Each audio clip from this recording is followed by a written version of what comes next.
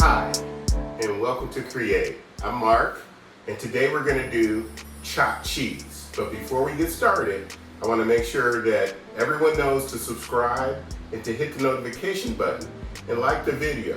If you want to review the video, just comment about it, or if there's anything that you want to see in the future, make sure that you put that on as well. So let's get into the ingredients. We have 80-20 ground beef. You're going to need some lettuce, tomato. The bread is very important. It's a French bread or a sub roll or a hoagie, torpedo roll, whatever you want to call it.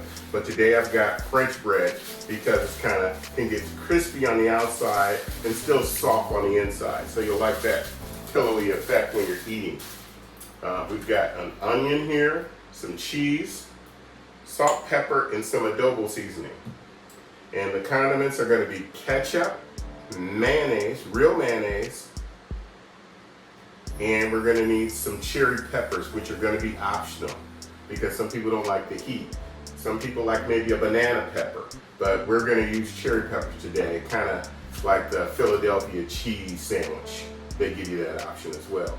So although it's not a Philly cheese sandwich, this is a chopped cheese. So let's get started and get going.